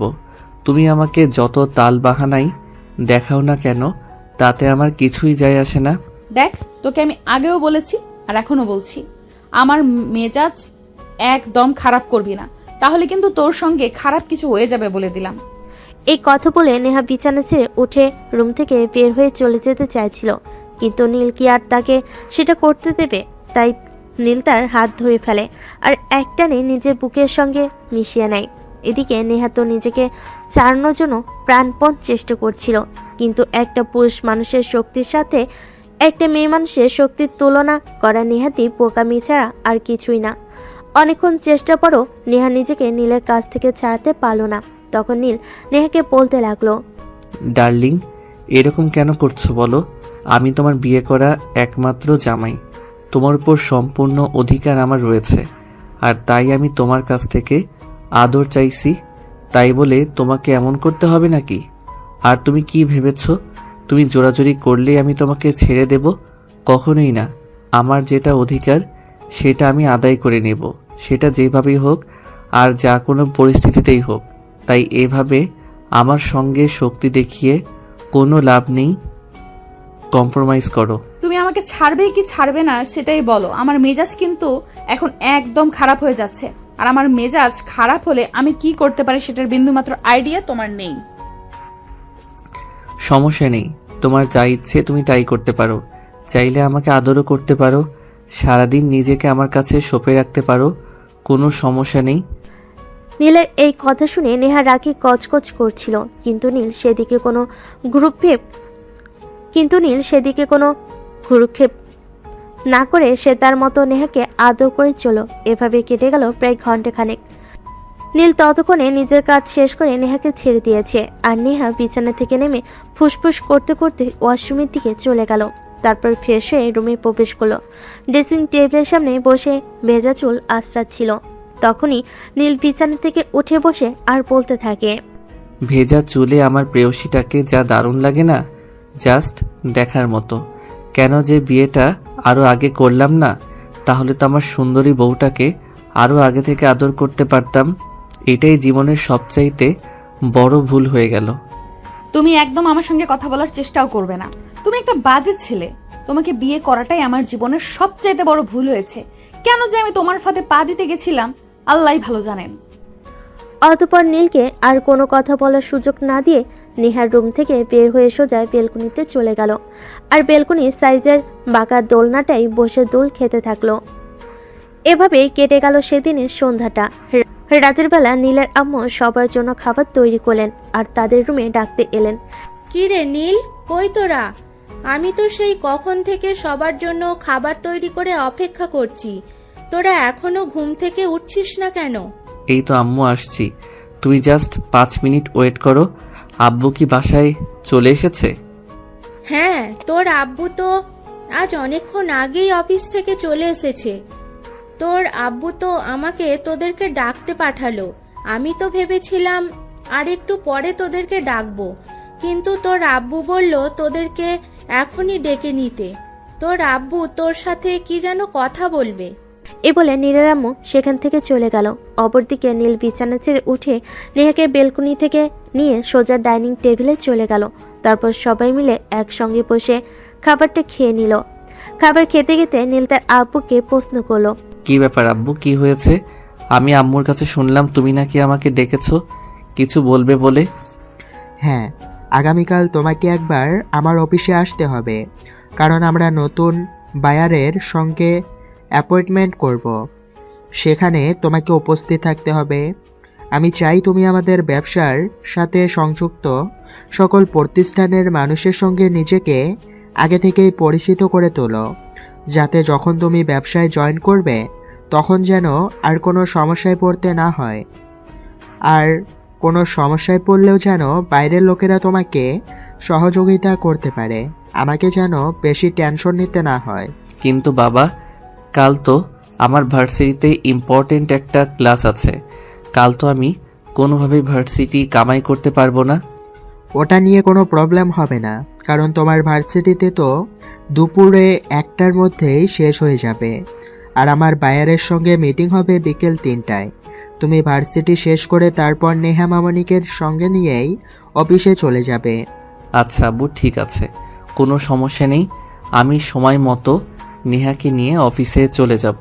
এভাবে কথা বলতে বলতে সবাই একসঙ্গে বসে রাতের খাবারটা শেষ করে নেয়। আর এইদিকে দেখতে দেখতে রাত প্রায় 11টার মতো বেজে গেল।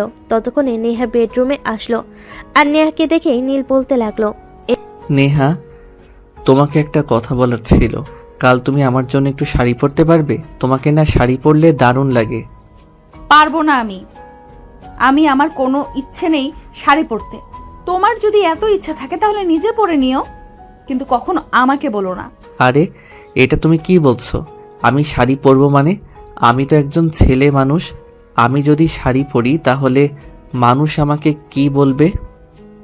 তাতে তো তোমারই বদনাম হবে। কি হলো না হলো সেসব বিষয়ে আমার বিন্দু মাত্র জানার আগ্রহ নেই, কিন্তু আমি তোমার জন্য শাড়ি পরতে পারবো না, এটাই শেষ কথা। আর আমাকে এই বিষয়ে কোনো কথা বলবে না, আর নেক্সট টাইম আমাকে এই বিষয়ে কোনো কথা বলবে না। আচ্ছা বাবা, ঠিক আছে, কোনো সমস্যা নেই। আমার বউ যখন আমার জন্য একটা শাড়ি পর্যন্ত পরতে পারবে না, তাহলে আমি আর আমার বউকে কি বলবো? কিছুই বলার নেই তো। এই বলে নীল বিছানা গুছিয়ে শুয়ে পড়ল। নেহা কিছুক্ষণ পর বিছানায় শুয়ে ঘুমিয়ে পড়ল। এভাবেই কেটে গেল তাদের সেদিনকার দিনটা। পরের দিন সকালবেলা ঘুম থেকে উঠে নেহা ফ্রেশ হয়ে রান্নাঘরে গেল। তার শাশুড়ি মা রান্না করছিল। তখন সে তার শাশুড়ি মাকে বলল, আম্মু, আপনার রান্না কত দূর? রান্না কি শেষ হয়েছে নাকি আরো সময় লাগবে? এই তো রান্না প্রায় হয়ে এসেছে, কিন্তু কেন বলো তো? না মানে আসলে আপনার ছেলে আমাকে বলছিল আজ আমাকে একটু শাড়ি পরতে, কিন্তু আপনি তো জানেন বিয়ের দিন পার্লার থেকে মেয়েরা এসে আমাকে শাড়ি পরিয়ে দিয়েছিল। আমি শাড়িও ওসব পারি না, তাই আপনি যদি আমাকে একটু শাড়ি পরিয়ে দিতেন। এটা কোনো কথা হলো? এটা আবার এভাবে বলতে হয় নাকি? তাছাড়া তুমি মেয়ে মানুষ, তোমাকে শাড়ি পরা শিখতে হবে। মেয়েদের সৌন্দর্য শাড়িতেই লুকিয়ে থাকে। আচ্ছা ঠিক আছে, এখন ব্রেকফাস্ট টেবিলে বসো। আমি সবার জন্য ব্রেকফাস্ট তৈরি করেছি, সবাই একসঙ্গে খাবে। তারপর আমি তোমাকে শাড়ি পরিয়ে দেব, কোনো সমস্যা নেই।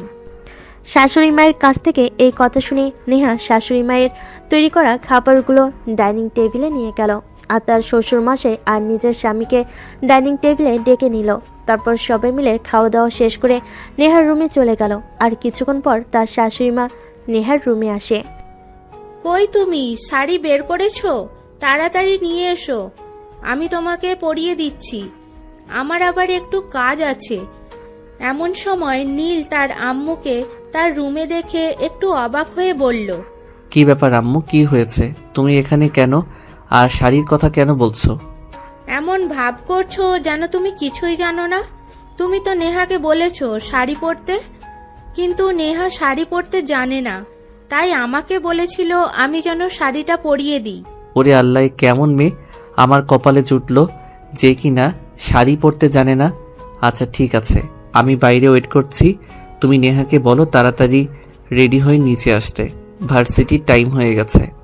এই কথা বলে নীল রুম থেকে বের হয়ে চলে গেল আর বাড়ির বাইরে গাড়ি নিয়ে অপেক্ষা করতে থাকলো নেহার জন্য। প্রায় আধা ঘন্টা পর নেহার শাড়ি পরে বাসা থেকে বের হলো। শাড়িতে নেহাকে অন্যরকম সুন্দরী লাগছিল বটে, তাই নীল নেহার দিকে একদম হতভম্ব হয়ে তাকিয়েছিল। এটা দেখে নেহা নীলকে বলতে লাগলো, এই কি হয়েছে তোমার? তুমি আমার দিকে হা করে তাকিয়ে আছো কেন? মনে হচ্ছে জীবনে কোনো দিন আমাকে দেখোনি, আজকে প্রথমবার দেখছো। হ্যাঁ দেখেছি অনেকবার, কিন্তু আমার মনে হচ্ছে এবার আমি আবার নতুন করে তোমার প্রেমে পড়ছি। কারণ তোমাকে আজ অনেক সুন্দর লাগছে, এতটাই সুন্দর লাগছে মনে হচ্ছে নতুন করে তোমার প্রেমে পড়ি। হয়েছে হয়েছে, আমাকে আর কোনো পাম দিতে হবে না। এখন কাজের কথা বলো। ভার্সিটির সময় হয়েছে, গাড়িতে ওঠো। আর হ্যাঁ, তুমি বলেছো বলেই কিন্তু আমি শাড়িটা পরেছি। হ্যাঁ সেটা তো আমি খুব ভালো করেই জানি। আমি আমার লক্ষ্মীমন্তর বউটাকে কোনো একটা কথা বলবো আর আমার বউটা আমার সেই কথা রাখবে না, এমনটা কখনো হতে পারে না। কি হাজার হোক আমার একটা মাত্র বউ, আমার আবদার না রেখে কি সে থাকতে পারে? নীলের কথার কোনো উত্তর না দিয়ে নেহা চুপচাপ গাড়িতে উঠে বসলো। আর নীল তখন কথা না বাড়িয়ে গাড়ি স্টার্ট করলো, কারণ ভার্সিটি টাইম হয়ে গেছে। এখানে দাঁড়িয়ে কথা বলে লেট হয়ে যাবে। তারপর প্রায় 15 মিনিটের মধ্যে তারা ভার্সিটি এসে পৌঁছে গেল। সেদিন ভার্সিটি শেষ হতে নীল গাড়ি নিয়ে ভার্সিটির বাইরে নেহার জন্য অপেক্ষা করছিল। নেহা ভার্সিটির গেট দিয়ে বাইরে প্রবেশ করে নীলকে দাঁড়িয়ে থাকতে দেখে বলল, কি ব্যাপার, দাঁড়িয়ে আছো কেন? গাড়িতে গিয়ে বসো, আমার মাথাটা খুব ব্যথা করছে। তাড়াতাড়ি বাসায় নিয়ে চলো। বাসায় নিয়ে যাব মানে? আব্বু গতকালকে বলেছিল তোমার কি সেটা একটু মনে নেই? আজ আমাদের দুজনকেই অফিসে যেতে হবে। আজ নতুন বায়ারের সঙ্গে মিটিং আছে আর সেখানে আমাদের দুজনকেই অ্যাটেন্ড থাকতে বলেছেন। ও হ্যাঁ, সেটা তো আমার একদমই মনে ছিল না। একটা কাজ করো, তুমি মিটিংয়ে চলে যাও, আমি যেতে পারবো না, আমার মাথাটা প্রচন্ড ব্যথা করছে। আমি এখান থেকে একটা গাড়ি নিয়ে বাসায় চলে যাব। আব্বু কিছু জিজ্ঞাসা করলে তাহলে আব্বুকে বলে দিও আমার শরীর খারাপ, তাই যেতে পারিনি। আচ্ছা ঠিক আছে, সমস্যা নাই। চলো তোমাকে একটা ট্যাক্সি ভাড়া করে দেই, ওটা নিয়ে তুমি বাসায় চলে যাও। আর হ্যাঁ, আম্মুকে বলে দিও আজ আমার পছন্দের গরুর মাংস আর ভুনা খিচুড়ি রান্না করতে। একদমই না, আজ বাসায় কোনো খিচুড়ি টিচুড়ি হবে না। আমি সকালবেলা আম্মুকে বলে এসেছি আমার পছন্দের চিকেন বিরিয়ানি রান্না করতে, আর আজকে বাসার সবাই এটাই খাবে। তোমার যদি পছন্দ হয় তুমি খেতে পারো, আর না হলে তোমার ইচ্ছে। তুমি কেমন বউ গো? আমি তো সেটাই বুঝলাম না। তোমার জামাই একটা জিনিস খেতে আবদার করেছে আর তুমি উল্টো কথা বলছো। ঠিক আছে, তোমার যদি তোমার জামাইকে না খাইয়ে রাখতে ভালো লাগে তাহলে তুমি তাই করো। আমি আর তোমাকে কি বলবো? তোমাকে আমি না খাইয়ে থাকার কথা তো বলিনি। আমি তো শুধু তোমাকে এইটুকুই বলেছি যে আম্মুকে আমি বলে এসেছি আজ আমার পছন্দের চিকেন বিরিয়ানি রান্না হবে।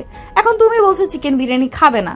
এখন তুমি কি খাবে না খাবে সেটা তো একান্তই তোমার ব্যাপার, তাই বললাম আর কি। আচ্ছা চলো, তোমাকে বাসায় পৌঁছে দেওয়ার ব্যবস্থা করি। আমাকে এখনই চলে যেতে হবে, তা না হলে আবার আব্বু রাগারাগি করবে, কারণ মিটিংয়ের টাইম হয়ে গেছে। এই বলে নীল নেহাকে একটা গাড়িতে করে বাড়িতে পাঠিয়ে দিল আর সে মিটিং করতে অফিসে চলে গেল। এদিকে কিছুক্ষণের মধ্যে নেহা বাড়িতে ফিরে আসলো। নেহাকে দেখে তার শাশুড়িমা অবাক হয়ে জিজ্ঞাসা করলো, কি ব্যাপার বৌমা, তুমি বাড়িতে চলে আসলে কেন? তোমার তো আজকে নীলের সঙ্গে অফিসে যাওয়ার কথা ছিল, যাওনি কেন? আম্মু আসলে আমার শরীরটা ভালো লাগছে না, মাথাটা খুবই ব্যথা করছে, তাই আমি বাসায় চলে এসেছি আর আপনার ছেলে অফিসে চলে গিয়েছে। ও আচ্ছা, বুঝতে পেরেছি। ঠিক আছে, কোনো সমস্যা নেই, তুমি রুমে গিয়ে বিশ্রাম করো। আমি তোমার জন্য মাথা ব্যথার ঔষধ আর 1 কাপ কফি বানিয়ে নিয়ে আসছি। আচ্ছা আম্মু, ঠিক আছে। আর আম্মু, আপনার ছেলে বলছিল তার জন্য গরুর মাংস আর ভুনা খিচুড়ি রান্না করে রাখতে। আচ্ছা ঠিক আছে, কোনো সমস্যা নেই। আমি তো ভাবছিলাম তোমাদেরকে ফোন করে জেনে নিব আজ রাতে তোমরা কি খাবে। যাই হোক, তুমি যখন চলে এসেছো ভালোই হয়েছে। যাও, তুমি বিশ্রাম করো, আমি তোমার জন্য ঔষধ আর কফি বানিয়ে নিয়ে আসছি। নেহা তখন আর কোনো কথা না বলে চুপচাপ নিজের রুমে চলে গেল। অপরদিকে নীল তৎক্ষণে অফিসে পৌঁছে গেছে।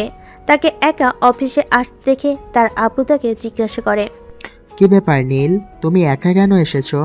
তোমাকে না বলেছিলাম বৌমাকে সঙ্গে নিয়ে আসবে, বৌমাকে নিয়ে আসোনি কেন? আব্বু আসলে নেহার শরীরটা খারাপ লাগছে আর তার নাকি খুবই মাথা ব্যথা করছে, তাই আমি তাকে বাসায় পাঠিয়ে দিয়েছি। সমস্যা নেই, আমি একাই সামলে নিতে পারবো। তখন নীলের আপু আর কিছুই বলল না। এদিকে কিছুক্ষণের মধ্যেই মিটিং শুরু হয়ে গেল। মিটিং শেষ হতে হতে প্রায় 2 ঘন্টার মতো সময় লাগলো। মিটিং শেষে নীলের আব্বু নীলকে বলল, তোমাকে একটু শপিংয়ে যেতে হবে। তোমার আম্মু বলেছিল তোমার আম্মুর কিছু প্রয়োজনীয় জিনিসপত্র লাগবে, কিন্তু আমার তো একটু কাজ আছে, অফিস থেকে বের হতেই অনেক দেরি হয়ে যাবে, তাই তুমি যদি ওগুলো নিয়ে যেতে ভালো হতো। আচ্ছা ঠিক আছে, সমস্যা নেই, আমি নিয়ে নেব। এই বলে নীল তার আব্বুর কাছ থেকে জিনিসপত্রের লিস্ট নিয়ে অফিস থেকে বেরিয়ে পড়ল। তারপর শপিং মলে গিয়ে লিস্টে থাকা সমস্ত জিনিসপত্র কিনে নিয়ে শপিং মল থেকে বের হতে সামনেই দেখতে পেল একটা ফুলের দোকান। তখনই হঠাৎ নীলের মনে পড়ল আজ তো 13 ফেব্রুয়ারি, আগামীকাল 14 ফেব্রুয়ারি, মানে আগামীকাল ভালোবাসা দিবস। ফুলের দোকান যেহেতু চোখের সামনে পড়েছে, তাই নেহার জন্য কিছু ফুল নিয়ে নেওয়া যাক। নেহা ফুল অনেক পছন্দ করে, যেমন চিন্তা তেমন কাজ, তাই নীল ফুলের দোকান থেকে ব্যাস কিছু গোলাপ কিনে নিল। নেহা গোলাপ ফুল অনেক পছন্দ করে। রাত তখন আনুমানিক 9টার মতো বাজে। ততক্ষণে নীল এসে বাসায় পৌঁছালো। দরজার সামনে দাঁড়িয়ে কলিং বেল চাপ দিতেই নেহা এসে দরজা খুলল। নেহাকে দরজা খুলতে দেখে একটু উস্কানি মেরে বলল, আমার মনে হচ্ছে তুমি এতক্ষণ হয়তো আমার আসার জন্য অপেক্ষা করছিলে, তাই কলিং বেল দেওয়ার সঙ্গে সঙ্গে দরজা খুললে। আমার তো খেয়ে দেয়ে কোনো কাজ নেই, আমি তোমার আসার জন্য অপেক্ষা করতে থাকবো? এটা তুমি ভাবলে কি করে? কখনোই না। আমি কেন তোমার জন্য অপেক্ষা করব? যাই হোক, তোমার সঙ্গে ঝগড়া করার কোনো ইচ্ছে আমার নেই, কারণ তুমি তো সিদ্ধান্ত নিয়েছো আজ তুমি আমাকে না খাইয়ে রাখবে। তাহলে আমি তোমার সঙ্গে কথাই বা বলছি কেন? সরো আমার সামনে থেকে, আমাকে ভিতরে যেতে দাও। এই কথা বলে নীল সেখান থেকে পাশ কাটিয়ে চলে গেল। নেহা এটা মোটেও আশা করেনি যে সে জানে আজ 13 ফেব্রুয়ারি আর আগামীকাল 14 ফেব্রুয়ারি। প্রতি বছর এই দিনে নীল নেহাকে অনেক গিফট করত আর তার সঙ্গে খুবই ভালো সময় কাটাতো, কিন্তু আজই এরকম করবে এটা তো প্রত্যাশার বাইরে ছিল। তাই নেহা মন খারাপ করে সেখান থেকে চলে গেল। এদিকে নীল তার মায়ের জিনিসপত্রগুলো তার মায়ের কাছে দিয়ে তারপর ফুলগুলো নিয়ে রুমে চলে গেল। সে রুমে গিয়ে দেখে নেহা মন খারাপ করে বেলকনিতে বসে আছে। নীল তখন নেহার সঙ্গে আর কোনো কথা না বলে সোজা ওয়াশরুমে চলে গেল। তারপর ফ্রেশ হয়ে এসে সুন্দর করে একটা শার্ট আর একটা প্যান্ট পরলো, যেগুলো নেহার খুব পছন্দের। তারপর ফুলগুলো হাতে নিয়ে নেহার সামনে গিয়ে দাঁড়ালো। নেহা নীলকে দেখেও না দেখার ভান করে অন্যদিকে তাকিয়ে রইল। তখনই নীল নেহার সামনে বসে হাঁটু গেড়ে ফুলগুলো নেহার দিকে এগিয়ে দিয়ে বলে, আই লাভ ইউ মহারানী। নতুন করে বারবার আপনার প্রেমে পড়তে চাই। আপনি কি আমার সেই মানুষটা হবেন যার চোখে তাকিয়ে সারা জীবন আমি শুধু প্রথমবারের মতো করে প্রেমে পড়তে পারবো? ঢং দেখে আর বাঁচি না। বুড়ো বয়সে ভীমরতি ধরেছে নাকি? এই ভীমরতি ধরবে কেন? আমার তো এখন একটা বাচ্চা কাচ্চা হলো না, বাবা ডাকে শোনা হলো না, আর বুড়ো হয়ে গেলাম কিভাবে? একদমই এভাবে কথা বলবে না। তুমি আমার 10টা না 5টা না একটা মাত্র লক্ষ্মীমন্তর বউ। তুমি এভাবে কথা বললে আমার কষ্ট লাগে না বুঝি? উরে বাবারে, বাবুটা আমার, ওনার নাকি কষ্ট লাগে? আপনি যখন অন্যজনকে কষ্ট দিয়ে কথা বলেন তখন বুঝি অন্যজনের কষ্ট লাগে না, নাকি অন্যজনের কষ্ট আপনার চোখে পড়ে না? পড়ে না কেন? অবশ্যই পড়ে। তুমি অভিমান করলে তো আমার বেশ ভালোই লাগে। আমি তো চাই তুমি বারবার এভাবে আমার সঙ্গে অভিমান করো, কারণ তোমার অভিমানী মুখটা দেখে আমার দারুণ লাগে। তার মানে এই সব কিছু তুমি আমার সঙ্গে ইচ্ছে করে করো, তাই না? আচ্ছা ঠিক আছে, আজ থেকে আমি তোমার সঙ্গে কোনো কথাই বলবো না। তাহলে তো তুমি খুশি? এই যা বউটা আমার বলে কি আমার 10টা না 5টা না একটা মাত্র বউ, সে কিনা আমার সঙ্গে কথা না বলে থাকবে? এটা কখনো হয় নাকি? আমি তো জানি আগামীকাল ভালোবাসা দিবস, তাই তো আমি তোমার জন্য এতগুলো ফুল নিয়ে এসেছি, কারণ তুমি ফুল পছন্দ করো। আর আমার ভালোবাসার মানুষটাকে পছন্দের জিনিসগুলো আমি তাকে এনে দেব না, এমনটা কখনো হয় নাকি? আচ্ছা ঠিক আছে, এখন চলো ডাইনিং টেবিলে। আম্মু তোমার পছন্দের গরুর মাংস আর ভুনা খিচুড়ি রান্না করেছে, সবাই একসঙ্গে বসে খাওয়া দাওয়া যাবে। তুমি না বললে আজ বাসায় চিকেন বিরিয়ানি রান্না হবে? তাহলে আবার এগুলো কখন রান্না হলো? আমার 10টা না 5টা না একটা মাত্র জামাই আছে, আমার কাছে আবদার করেছে সে গরুর মাংস আর ভুনা খিচুড়ি খাবে। সেখানে কি আমি আমার নিজের ইচ্ছেটাকে বেশি প্রায়োরিটি দিতে পারি? কখনোই তো নয়। তাই আমি বাসায় এসে আম্মুকে বলেছি তোমার পছন্দের গরুর মাংস আর ভুনা খিচুড়ি রান্না করতে, তাই আম্মু সেগুলোই রান্না করেছে। তারপর দুজনে কথা বলতে বলতে ডাইনিং টেবিলে চলে গেল। ততক্ষণে নেহার শ্বশুরমশাইও বাসায় চলে এসেছে। তারপর সবাই মিলে একসঙ্গে রাতের খাবারটা খেয়ে নিল। রাতের খাবার শেষ হলে যে যার মতো নিজেদের রুমে চলে গেল ঘুমানোর জন্য। নীল একটু তার আব্বুর সঙ্গে কথা বলার জন্য আপুর রুমে গিয়েছিল। এদিকে নেহা নিজের রুমে এসে নীলের জন্য তার পছন্দের লাল রঙের একটা শাড়ি পরে নিল, আর খোপায় কিছু গোলাপ ফুল গুজে নিল। আধা ঘন্টা পর নীল রুমে এসে তো নেহার শাড়ি পরা দেখে একদমই অবাক। তুমি না আমাকে বললে যে তুমি শাড়ি পরতে পারো না, তাহলে এখন কিভাবে একা একা শাড়ি পরেছো? আমার ভালোবাসার মানুষটা আমার জন্য এতগুলো ভালোবাসা নিয়ে এসেছে, আর আমি আমার ভালোবাসার মানুষটার জন্য কিছুই করতে পারবো না? এটা হয় নাকি? তাই তো আমি তোমার পছন্দের লাল রঙের শাড়িটা পরেছি। নেহাকে শাড়ি পরা অবস্থায় দারুণ সুন্দরী লাগছিল। সেটা শুধু নেহার ক্ষেত্রেই নয়, বাঙালি প্রত্যেকটা মেয়েকেই শাড়ি পরলে অসাধারণ লাগে। নীল যেন আরো একবার নতুন করে নেহার প্রেমে পড়ল। নেহাকে দেখে যেন তার গান গাইতে ইচ্ছে করতেছে। তাই তো সেই আপন মনে গিয়ে উঠল। প্রেমে পড়েছি, আমি প্রেমে পড়েছি। আমার পুরান বউয়ের নতুন করে প্রেমে পড়েছি। নীলের এমন বেসুরে গান শুনে নেহা তো একদম হেসে কুটি কুটি, কিন্তু নীল সেদিকে কোনো কর্ণপাত করল না।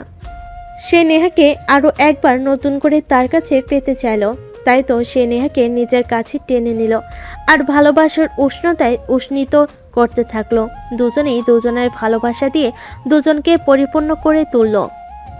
এদিকে দেখতে দেখতে প্রায় 1 বছরের মতো সময় কেটে গেল। নেহা 9 মাসের অন্তঃসত্ত্বা।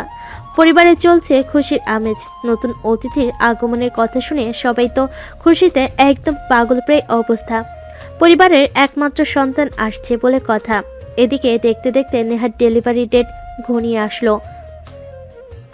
আজ সকাল থেকে নেহার ডেলিভারির পেন শুরু হয়েছে, তাই নেহাকে নিয়ে হসপিটালে চলে যাওয়া হয়েছে।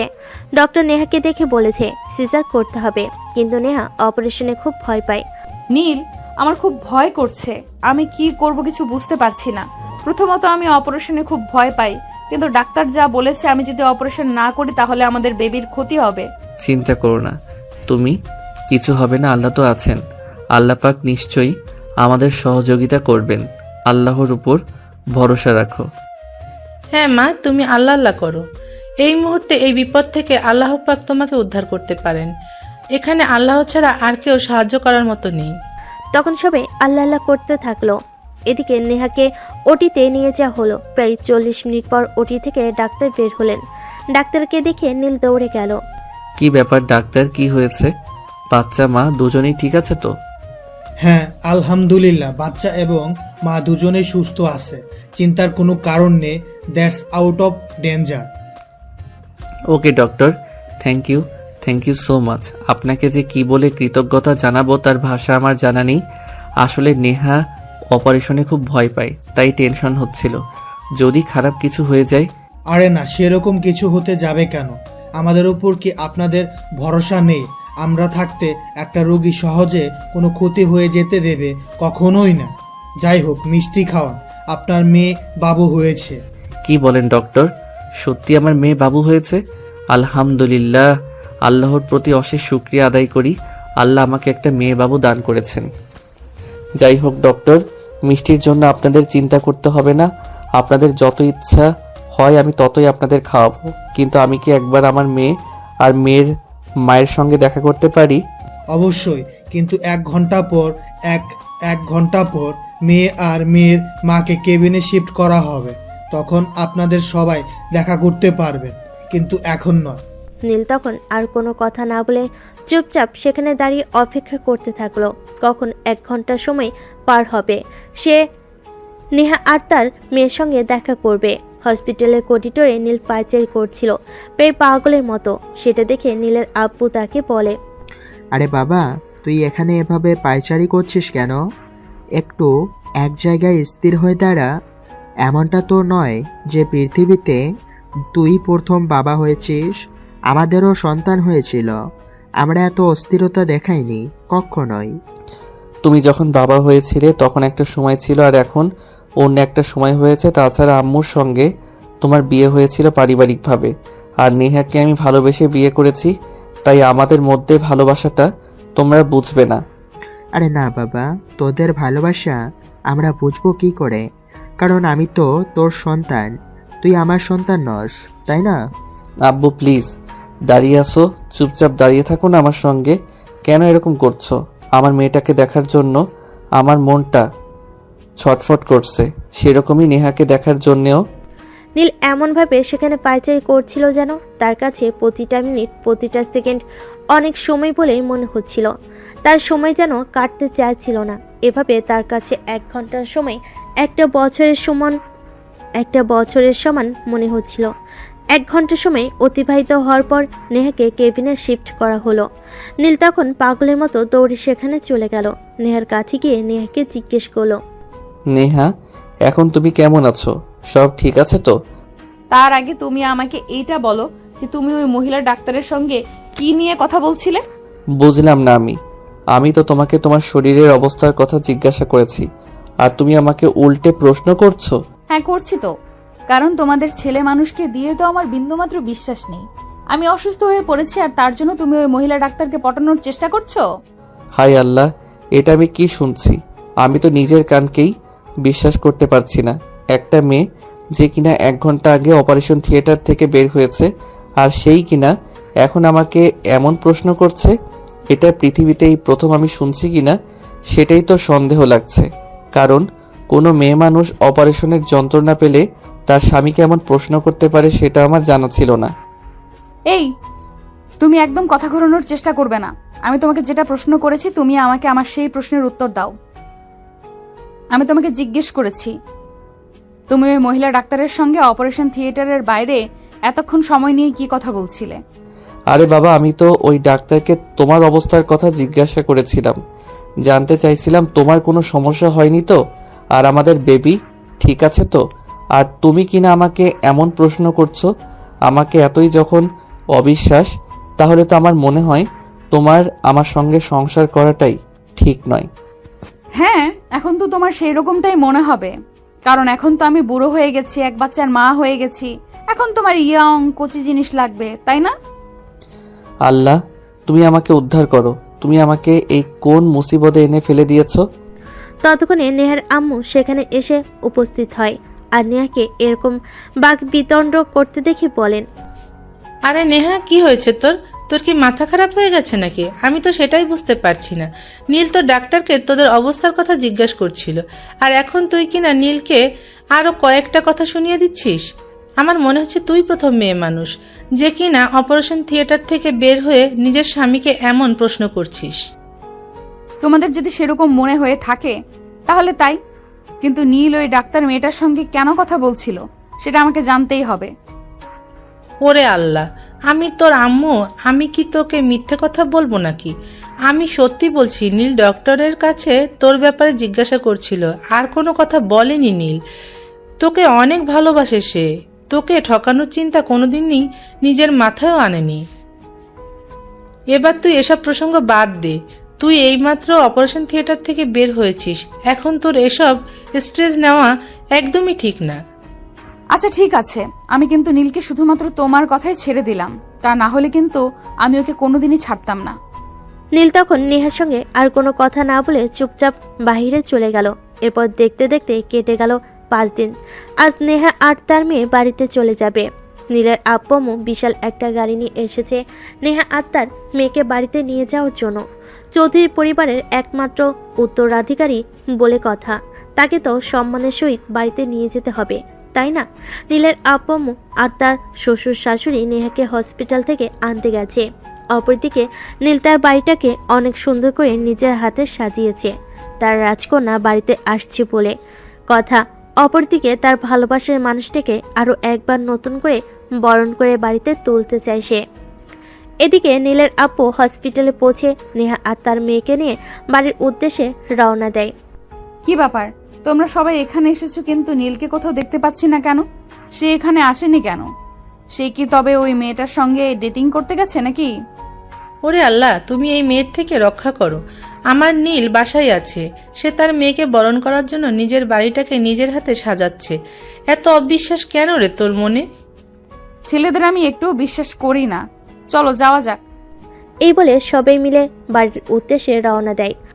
অপরদিকে নীল ততক্ষণে তার পুরো বাড়িটা নিজের হাতে অনেক সুন্দর করে সাজিয়েছে, আর তার রুমটা একদম স্বর্গের মতো করে সাজিয়েছে, যেখানে তার ভালোবাসা মানুষ আর তার রাজকন্যা থাকবে।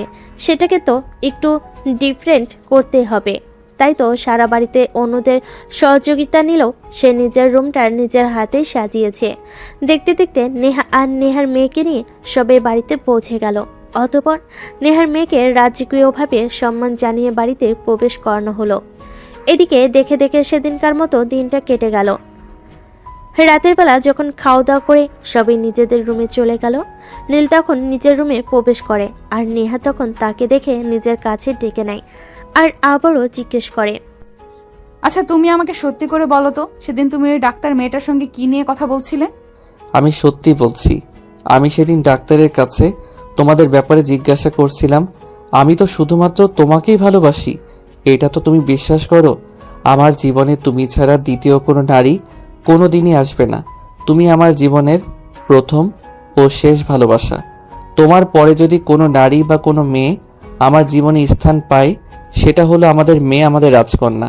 সে ছাড়া কোনো মেয়ে আমার হৃদয়ে নাম লিখতে পারবে না। তুমি সত্যি বলছো তো? আমাকে তোমার কথায় কোনো ভেজাল নেই তো? হ্যাঁ, আমি সত্যি বলছি। 1 সত্যি, 2 সত্যি, 3 সত্যি। আমি শুধু তোমাকে আর আমাদের রাজকন্যাকে ভালোবাসি। তোমরা দুজন ছাড়া আমার হৃদয়ে কোনো মেয়ে মানুষের নাম লেখা নেই। I love you Neha. আমি এখনও তোমাকে ততটাই ভালোবাসি যতটা প্রথম দিন থেকে বেসেছিলাম, আর ভবিষ্যতেও ঠিক এতটাই ভালোবেসে যেতে চাই। এই বলে নেহার কপালে আলাদা করে একটা ভালোবাসার পরশ দেয়। তখনই পাশ থেকে নেহার মেয়ে কান্না করে ওঠে। নীল তখন তার মেয়ের দিকে তাকিয়ে বলে, দেখলে তো নেহা, তোমাকে কিস করেছি, সেটা দেখে তোমার মেয়ে কান্না করছে। তাকে কেন আদর করিনি? হ্যাঁ করবেই তো, এখন থেকে তো তোমার ভালোবাসার মানুষ দুজনকে সমানভাবে ভালোবাসতে হবে। যদি তুমি হেরফের করো তাহলে তো মেয়ে কান্না করবেই। আচ্ছা বাবা, ঠিক আছে, কোনো সমস্যা নেই। আমি তোমাদের দুজনকেই সমানভাবে ভালোবাসবো। এই বলে নীল তার মেয়েকে কোলে তুলে নেয় আর আদর করতে থাকে। এভাবে শুরু হয় তাদের দুষ্টু মিষ্টি একটা ভালোবাসার সংসার। তো ভিউয়ার্স, এতক্ষণ সাথে থাকার জন্য ধন্যবাদ। গল্পটা কেমন হয়েছে কমেন্টে জানাতে ভুলবেন না।